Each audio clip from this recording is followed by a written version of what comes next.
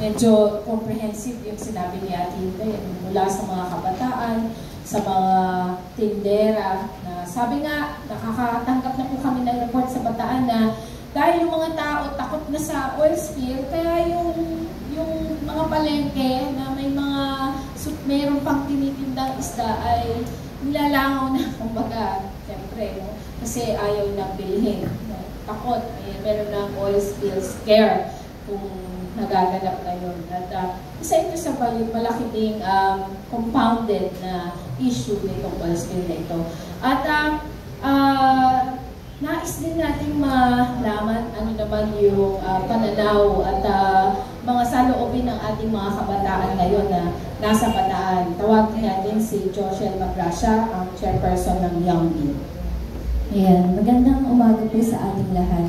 Narinig natin yung saloobin at mensahe ng mga mangingisda at ng mga kababaihan ng iba't ibang mga sektor sa ating mga miyembro. Naniniwala kami na yung problema ng oil spill ay problema siya ng iba't ibang sektor, katulad namin mga kabataan. Pangamba at takot yung nadarama namin mga kabataan ngayon. Kakatapos lamang ng matinding epekto ng bagyong Karina at pinatindi ng monsoon, no, sa aming probinsya sa Bataan. At ang pinaka-naapektuhan nito ay ang mga mangingisda. Ang kanilang bahay ay binaha at nasira. At ngayon daragdag pa ang problema ng oil spill, no? Ano yung naging aksyon dito ng ating gobyerno? Tatanungin natin at sinabi na ito ng mga mangingisda na wala. Kita namin sa aming mga komunidad, no, yung kung paano naapektuhan ng oil spill ang aming karagatan. Sinisira nito yung buhay ng mga hayop, no? Buhay, ecosystem ng kalikasan o karagatan mula sa itlog ng mga isda, mula sa kanilang tinitirahan ng mga corals, ay ito ay matinding maaapektuhan, no? Magpupunsad ito ng kawalan ng kita ng mga mangingisda. Kawalan nila ng hanap buhay. Lalo na't hindi sila pinapayagan na mangingisda sa lugar pangisdaan sa Manila Bay, no?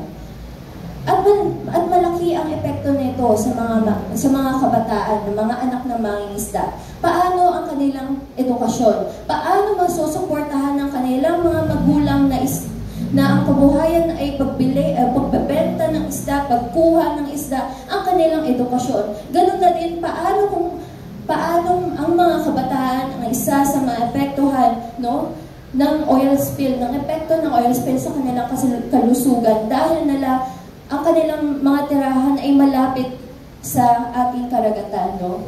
Paano ma-afford, no, ng mga mangingisda at ng mga mamamayan na ipagamot ang kanilang mga anak ng mga kabataan at mga bata?